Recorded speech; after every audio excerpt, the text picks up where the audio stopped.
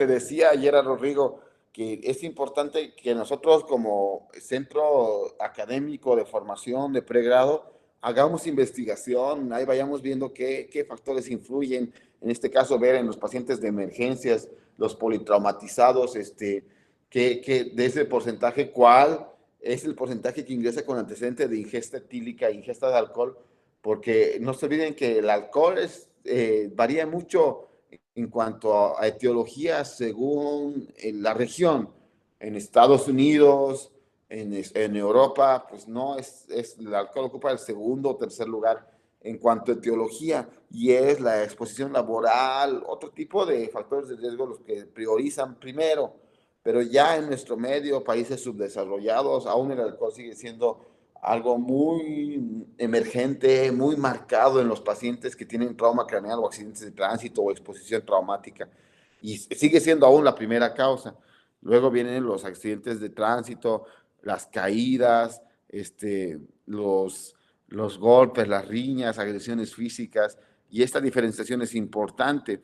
El paciente joven versus el paciente adulto. El paciente adulto por encima de 60 años no tiene que tener una super caída, una caída de su propio nivel o que se golpee fuerte la cabeza para hacer un coágulo. Por la misma edad, para que entiendan un poco, los vasos son más delicados y al ser más delicados, un golpe en el borde de la puerta, una sacudida brusca sin necesidad de golpear, puede hacer que el paciente de edad tenga una hemorragia. Entonces hay que tomar en cuenta todo, ya les he dicho, la evaluación se hace integral, tenemos que evaluar el estado clínico del paciente, el antecedente, su edad. Si viene un joven de 20 años se golpea con la puerta, pues vamos a decir que ese no tiene tanto riesgo como versus un paciente que venga de 65, que se haya golpeado con la puerta y que ahora esté con cefalea, pues ese sí tiene más riesgo de tener una hemorragia subdural crónica que ya hemos visto en las tomografías de análisis, ¿no?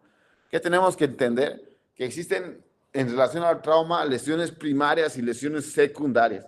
Las lesiones primarias están relacionadas sobre todo al momento de la lesión. Juan Fernando, creo que un Juan Fernando, está saliendo igual, el mismo ejemplo que siempre usamos de la disco en la Camacho era súper barata, no sé por qué Juan va ahí, pero sale y de pronto en la calle lo agarran y le dan golpes en la cabeza. Los golpes en la cabeza que le den inmediatamente van a desencadenar un mecanismo de lesión primaria. Entonces la lesión primaria está relacionada con el trauma directo e inmediato, que le ocasionen laceración de cuero cabelludo, que le ocasionen fracturas, formación de sangrados, hematomas epidurales o subdurales, eso va a ocasionar una lesión primaria. Ya después de que Juan llega a la emergencia, sus amigos lo traen, ya empieza a ponerse más inconsciente, empieza a perder sangre por el cuero cabelludo y eso determina lesiones secundarias, las cuales acontecen después a la lesión primaria, el edema cerebral, la hipoxia, la hipotensión, el daño neuronal, son lesiones secundarias que vienen minutos u horas después de una lesión primaria instaurada y es lo que tiene que actuar el médico. Si queremos evitar edema, pues le daremos medidas antiedema. Si está hipotenso, pues le daremos soluciones de carga. Si está hipotérmico o hipertérmico, pues le manejaremos la presión. Si está hiperglicémico, hipoglucémico, este paciente ha sido diabético, controlaremos todos los factores metabólicos para evitar que el cerebro se siga dañando. Entonces, hay una lesión primaria y hay una lesión secundaria. Y el médico en lo que actúa es en la lesión secundaria como tal, ¿no? Nosotros utilizamos mucho el Glasgow que hemos hablado con ustedes. El Glasgow nos permite clasificar al traumatismo craneoencefálico en leve, traumatismo craneoencefálico moderado y traumatismo craneoencefálico grave. 13 a 15 leve, 9 a 12 moderado y 8 o menos grave. Edson, si tienes nuestro paciente que llega a ese cuate que ha sido agredido en la Camacho y viene a la emergencia y está con 7 de Glasgow, ¿qué tipo de traumatismo craneoencefálico es? Un TEC grave, doctor. Un TEC grave. ¿Qué le haces? 8 o menos. Lo que hablábamos en la clase, ¿te acuerdas? ATLS, doctor, el ABC, Ya, le haces el ABCD, pero el estado de conciencia de 8 o menos de grado obliga a, focalización, ya, pero ¿qué haces tú como medida de tratamiento? Para que nunca nos olvidemos. 8 o menos de Glasgow. Protección de vía aérea, ¿no, Edson? Sí, protección de vía aérea. Para Empezamos. proteger vía aérea, ¿qué haces? Intubar. Lo intubas, ¿no es cierto? Es lo que hablábamos. Nunca te vas a olvidar de eso, Edson. O sea, tienes un paciente en la emergencia, eres interno, tienes gente Glasgow. Entonces, lo primero que llamas es al médico de anestesia, al médico de emergencias o a quien corresponde y decirle, doctor, este paciente tiene que ser intubado. Está con 7 de Glasgow, ahorita se va a broncoaspirar y se va a complicar más, ¿no? Cierto. Muy bien. Entonces, ¿qué tenemos que tener en cuenta al momento de evaluar un paciente con un trauma craneal? El déficit neurológico que se instale. Es lo que hablábamos en la clase. O sea, si el paciente tiene trauma craneal y la pupila derecha está dilatada, ¿dónde está la lesión? Edson. En el lado derecho, porque es Muy bien. ipsilateral. Espérame un ratito. Deme un ratito, hola.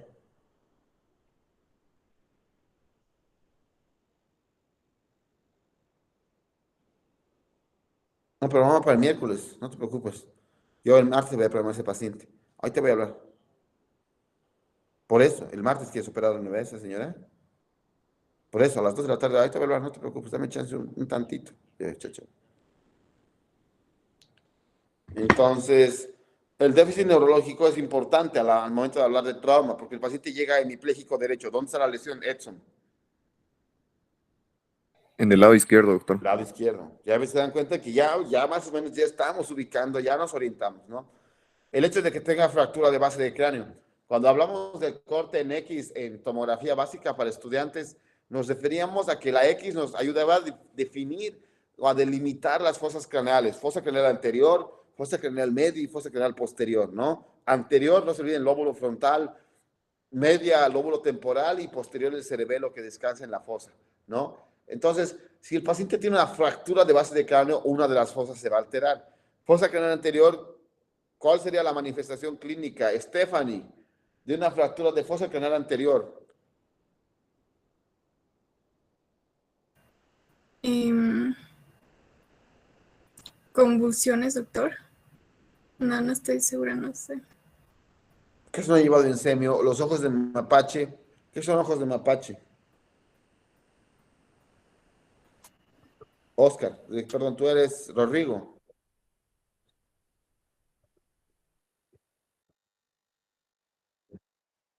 Ya.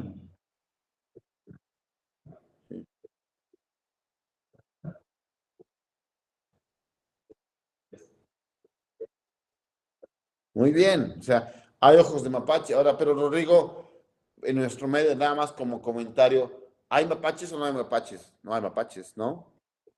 Entonces, ¿cuál sería la comparación para nuestro medio? Espérame, te voy a ayudar. Ya no sería ojos de mapache, ¿no? ¿Qué sería?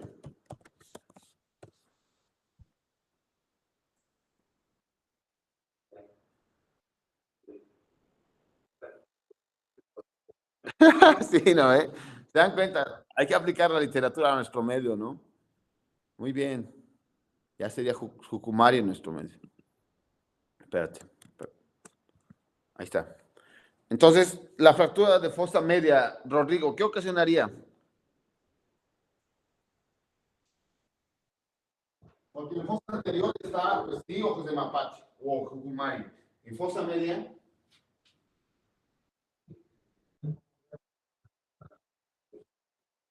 ese signo de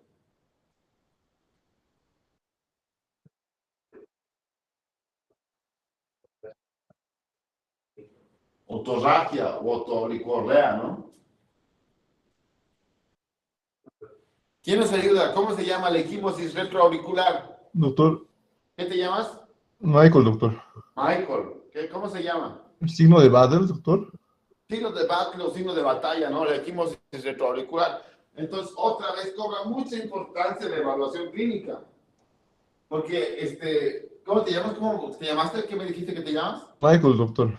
Michael.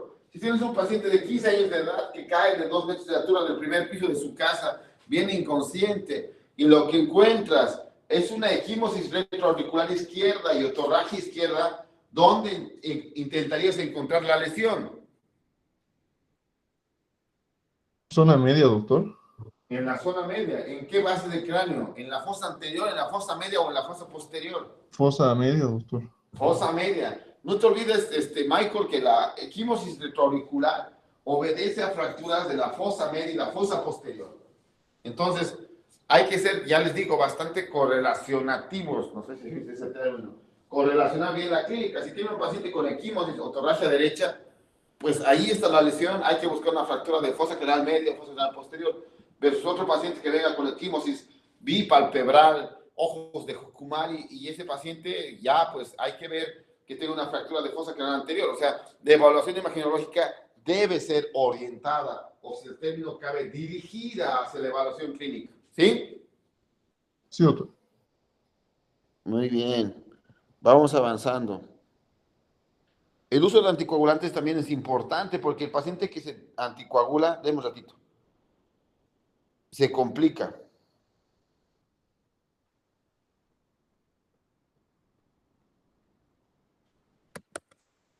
Marce, ¿cómo estás? Buen día.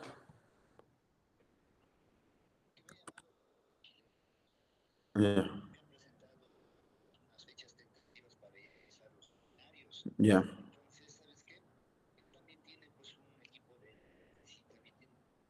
Ya.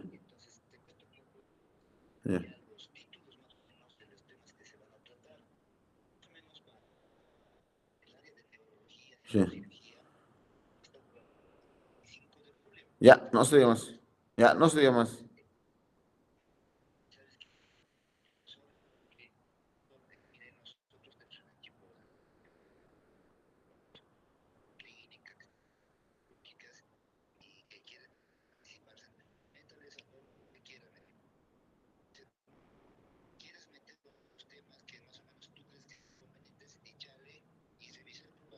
Ya.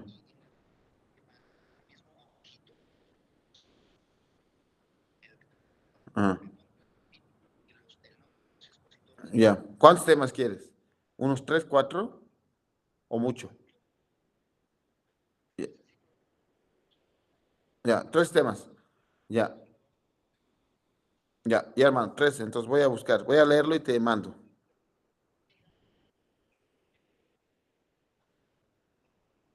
Ya,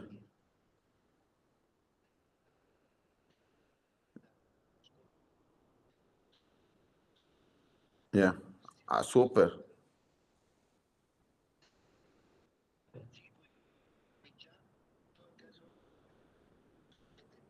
No, no, está bien. Yo recoincido, no hay problema. Con tiempos todos nos organizamos. Ya, Marce. Ahorita yo lo checo. Ya, listo. Gracias. Un abrazo. Buen día. Chao, chao. Ya, ya, hermano. No se diga más. Listo. Un abrazo. Bueno, entonces, ¿qué habíamos dicho? Que los anticoagulantes es importante. Esta paciente tiene 35, ha nacido con una cardiopatía y toma warfarina, años de evolución. Se golpea la cabeza porque lastimosamente se tropieza y se cae y golpea la cabeza. Tiene muchísimo riesgo de hacer sangrados más severos, pese a que el trauma no sea tan intenso, versus un paciente sin patología de base. Entonces es importante saber qué toma el paciente, cuánto toma y qué podría afectar eso en nuestra patología que estamos tratando en la actualidad. El hecho de que presente convulsiones también es importante, porque no se olviden que la irritación o lesión del parénquima cerebral por hematomas intraparenquimatosos traumáticos, esas cosas, ocasiona la formación o la presencia de crisis convulsivas, ¿no? Entonces, eso es lo que les decía. A los pacientes que llegan con antecedente traumático, pues existen escalas que nos ayudan a ver el Canadian Setter Hill Rule, nos ayuda a ver quiénes necesitan tomo y quiénes no necesitan tomo. Requieren TAC estos pacientes y hay quienes no requieren TAC, ¿no? Entonces, eso es muy importante, hay distintos criterios, distintas escalas, pero la mayoría tiene como que un común denominador. Los pacientes de edad requieren tomo sí o sí, no importa cuál sea el trauma y cómo esté. Los pacientes que tienen menos de 15 de Glasgow requieren tomo. Los pacientes que asocian vómitos o datos de hipertensión intracraneal requieren tomo. Que asocien déficits neurológicos requieren tomo. O sea, ahí vamos checando quiénes y no quiénes requieren tomo y también hay escalas tomográficas para los niños, ¿no? Y esto es importante. Es lo que les decía y lo que decía creo que a Mike o a uno de sus compañeros, que la evaluación tomográfica tiene que ser totalmente dirigida. Viene el paciente con una lesión acá, que se le han dado con un martillo en esta región frontal derecha, y nosotros lo que hacemos es traspolar nuestra imaginación desde clínica a tomografía. Es decir, que lo primero que voy a hacer dentro de mi evaluación tomográfica es imaginar que en la lesión derecha del lado frontal hay una lesión. Lo primero que hago es buscar ahí una fractura, una hemorragia, cómo es el cuero cabelludo de esa región, y vamos viendo. Y lo otro que tenemos que ver es la evaluación de la periferia hacia el centro. Fíjense aquí en la periferia cómo se ve esta imagen hiperdensa que está por debajo de la piel. Es una hemorragia subgaleal, que es un chinchón, lo que comúnmente se llama un chinchón, relacionado a un mecanismo traumático. ¿Dudas y preguntas hasta aquí, Rodrigo?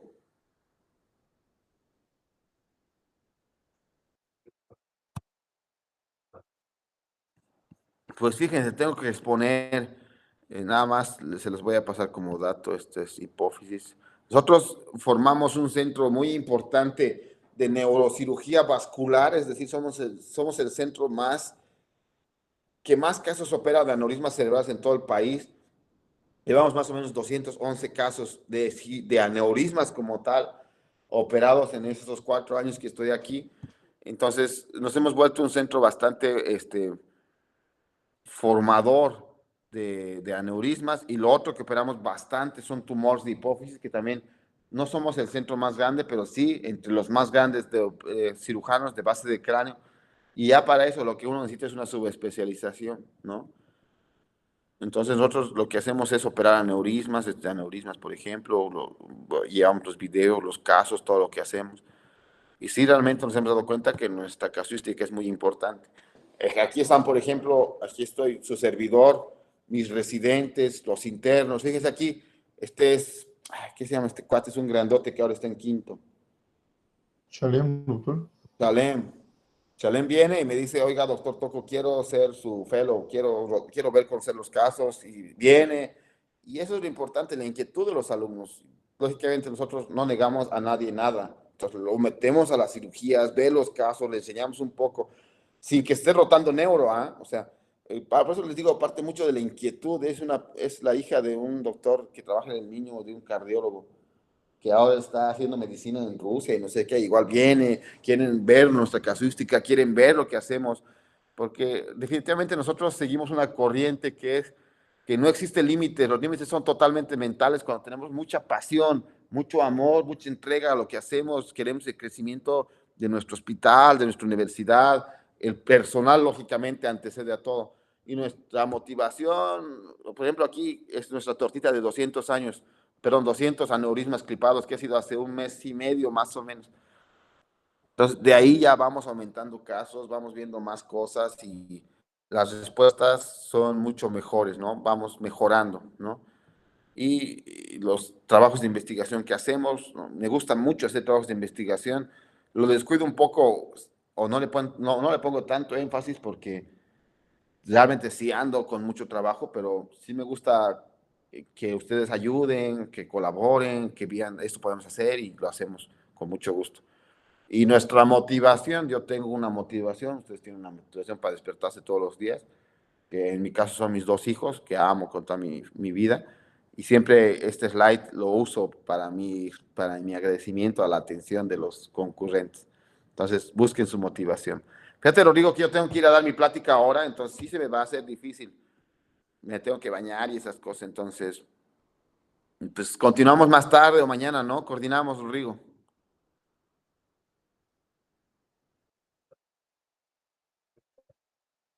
Sí. Ahorita, dedíquense, organícense los grupos para hacer las historias clínicas. Y ahí me dices cómo van avanzando. Ok.